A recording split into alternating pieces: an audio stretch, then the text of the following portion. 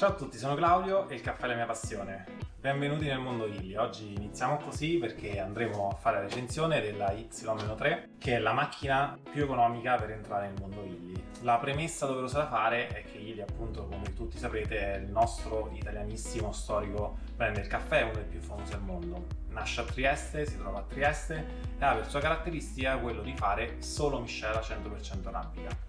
Ultimamente, oltre alla miscela classica, quella rossa, ha fatto anche delle miscele sempre 100% arabica, più intense, tra cui appunto la intensa e la forte, che trovate con un colore capsula leggermente differente, ma la loro prerogativa è che loro fanno solo miscele 100% arabica. Quindi prima di entrare a parlare della macchinetta, secondo me è importante entrare nel mondo Illy e quindi capire che è un caffè italiano, ma completamente diverso dall'espresso napoletano. Quindi è differente nell'odore, nel sapore, nella cremosità, nella corposità. Quindi prima di andare ad acquistare una macchinetta del genere, che può essere usata solo per le capsule Illy, è bene sapere se il caffè Illy fa per noi. Questo potete saperlo solo assaggiandolo, perché poi questa macchinetta, come dicevo, è compatibile solo per le iper espresso di Illy.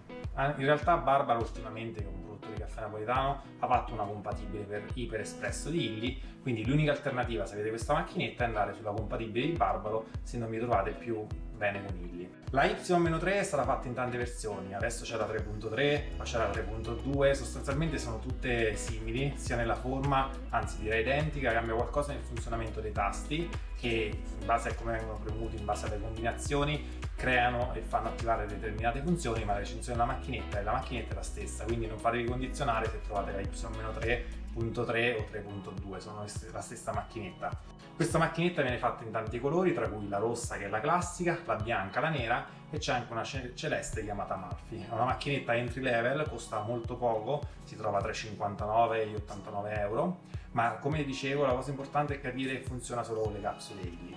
Fate anche attenzione alle capsule Illy Iper Espresso, perché così si chiamano, che si trovano in due formati molto simili e si può fare confusione. C'è l'Iper Espresso Home, che è adatto appunto ad alcune macchinette Illy ed è quello che si trova più facilmente in commercio, appunto è per la casa, e poi c'è l'Iper Espresso Professional, che è una capsula leggermente differente e funziona solo per quelle macchinette Illy che vengono date in comodato d'uso agli uffici, quindi quando le acquistate state attenti a non confondervi. Andiamo adesso a fare l'unboxing di questa macchina e vediamo cosa c'è all'interno della confezione. Allora, come prima cosa troviamo un cofanetto con un abbondante e gigantesco manuale istruzioni, poi trovate un cofanetto molto carino con all'interno delle capsule omaggio di Illy. Questo sembra vuoto perché alcuni l'ho già provate io e le ho consumate io. Trovate una degustazione delle principali miscele, come dicevo la intenso, la classico che è la rossa, e soprattutto le trovate anche nel formato lungo e anche nel formato americano, e vedrete che i risultati in tazza saranno totalmente differenti. E poi andiamo a trovare la macchina, che io ho già aperto per testarla.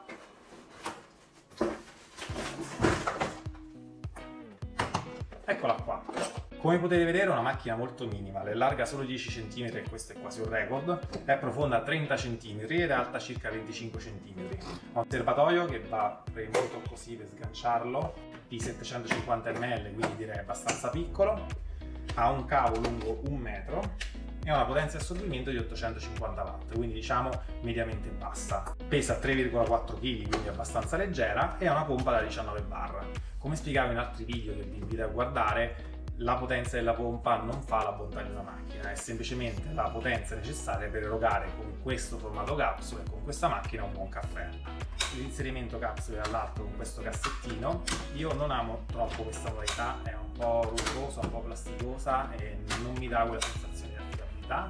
In più è molto particolare il ribaltamento della capsula per farlo cadere all'interno del cassettino delle capsule esauste. Non è un sistema che mi fa particolarmente impazzire. Bene, io direi che come prima cosa mettiamola subito in funzione, così andiamo a fare i nostri classici test, quali appunto quanto tempo ci mette per accendersi da fredda e a essere pronta per erogare il primo caffè, e poi andiamo a vedere tutti i funzionamenti di questi due tasti. Alcune versioni della macchina hanno anche il tasto accensione qui dietro, altre invece si accendono semplicemente premendo uno di questi due tasti. I due tasti sono appunto l'erogazione del caffè corto e l'erogazione del caffè lungo, ma servono anche per impostare alcune funzioni che adesso vi andrò a raccontare. Bene, vi volevo far notare un'altra cosa molto carina, che è appunto questo rialzo che serve appunto per utilizzare una tazzina di caffè piccola, ma basta chiuderlo per poter inserire anche una tazza grande. Se facciamo la classica prova della tazza del cappuccino che usiamo sempre, come vedete c'è tantissimo spazio. Questa è una macchina che è pensata anche per un pubblico americano e per fare tazze molto grandi di caffè. Il cassettino invece per raccogliere le capsule è dichiarato per contenerne fino a 7. Adesso andiamo a fare una prima accensione e vediamo in quanti secondi la macchina diventa calda e pronta. Partiamo. Quando i due tasti avranno smesso di lampeggiare la macchina sarà pronta.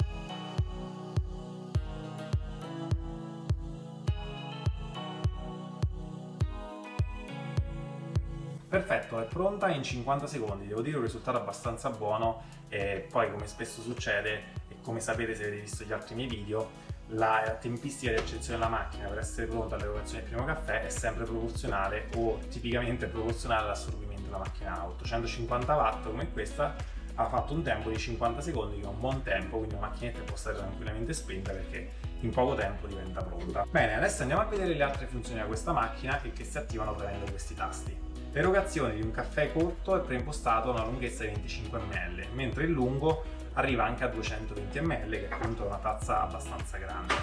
Bene, parliamo adesso di funzioni particolari che si riescono a attivare tramite questi due tasti.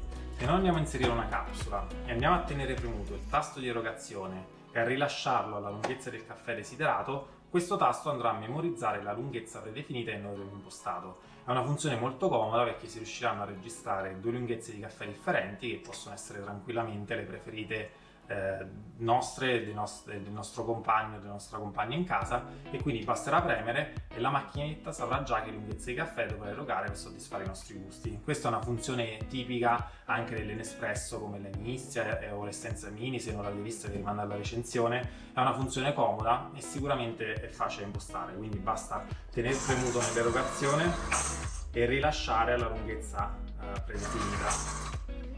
Avrà memorizzato questa lunghezza. Come avete visto, questa macchinetta fa una preinfusione, cioè manda in pressione un po' di acqua, fa questa prima infusione e poi andrà a fare l'infusione seguente, quella che erogerà la gran parte del caffè.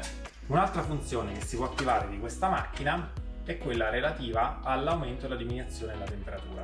Non tutti sanno che appunto questa macchinetta ha la temperatura del caffè regolabile. Come si può fare? Accendendo la macchina, aprendo il cassettino e premendo 5 volte questo tasto prima che passino 15 secondi. Come vedete adesso la macchinetta ha iniziato a lampeggiare e premendo il tasto del caffè corto si andrà a aumentare la temperatura, premendo il tasto del caffè lungo si andrà a diminuire la temperatura con cui la macchinetta farà il caffè.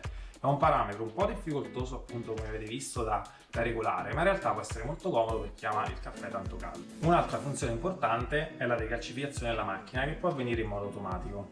La macchina quando avrà bisogno di essere decalcificata avrà le due spie sui tasti della lunghezza del caffè che lampeggeranno.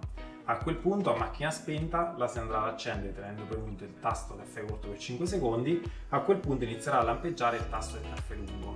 Si andrà a inserire una soluzione decalcificante, per chi non l'avesse visto va bene tutti i metodi che ho consigliato nel video della decalcificazione che vi rimando al box qui in alto per andarla a vedere. Quindi si inserisce un serbatoio di decalcificante e si andrà a premere il tasto del caffè lungo per iniziare un'erogazione continua e decalcificante. Quindi vi consiglio di inserire una tazza molto più grande di questa o un contenitore per poter contenere tutto il serbatoio che la macchina andrà a svuotare automaticamente e quindi avverrà una decalcificazione. Questa decalcificazione, una volta fatto il primo ciclo di decalcificante il serbatoio si sarà svuotato, come consiglio nel video a cui vi ho rimandato, vi consiglio di erogare 2 serbatoi vuoti di acqua pulita per far sì che tutto il decalcificante venga rimosso dalla macchina. Per farlo basta sempre seguire quella procedura che vi dicevo di tenere premuto il tasto per 5 secondi del caffè corto, quando lampeggia quello del caffè lungo andare a premere e la macchina erogherà tutto il serbatoio fino a quando l'acqua non finirà. Bene, ora andremo a testare la temperatura di un caffè e prima di farlo parliamo della pulizia. Come anche un po' all'Nespresso la macchina è difficilmente pulibile, cioè a parte rimuovere il cassettino che questa volta per le acque grigie e per le capsule esauste devo dire che è molto facile da rimuovere al contrario di tante altre macchine, quindi c'è meno rischio di sporcarsi, si può fare poco altro, al massimo si può provare a pulire qualcosa intorno qui al lago, ma veramente la parte di componentistica da pulire è poca e quindi si può fare una pulizia diciamo sommaria, l'importante è sempre calcificare come abbiamo già detto in altri video. Adesso andremo a misurare la temperatura di un'erogazione di caffè che andremo a fare, così da toglierci la curiosità di che temperatura eroga.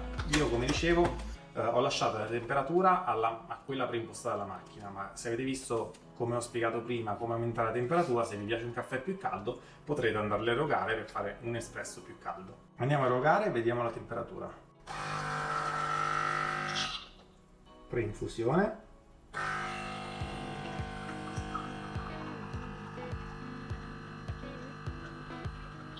Ed erogazione.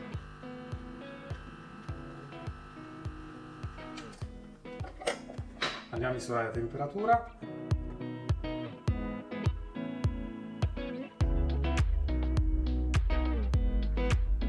La temperatura registrata è di 64 gradi. Bene, ora fatto quest'ultimo test, andiamo a parlare delle conclusioni, dei pro e contro di questa macchina. Anzi, per ultima cosa andiamo a vedere come la capsula cade all'interno del portacapsule. Questo sistema è da una parte pratico, ma da una parte io ho sempre qualche dubbio che le capsule possano rimanere incastrate o che questo cassettino possa non durare molto.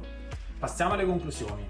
Allora, innanzitutto devo dire che come premessa ce lo siamo già detti: se uno vuole e ama Illy, le miscele arabica che produce e non può farne a meno, direi che questa è la miglior macchina per riprodurre un espresso Illy a casa. Illy produce anche le capsule per Nespresso, produce anche le cialde, ma questo sistema iper espresso con questa capsula proprietaria è il risultato migliore in tazza e si può avere tra quelli che ho provato per quanto riguarda Illy. Quindi come premessa, se si sceglie questa macchina bisogna amare il brand Illy, bisogna amare le miscele Illy, però sicuramente è la macchina migliore perché è una macchina che costa poco, spesso si trova in offerta a prezzi veramente bassi, quali circa 59-69 euro, e quindi un entry level che fa un caffè abbastanza caldo.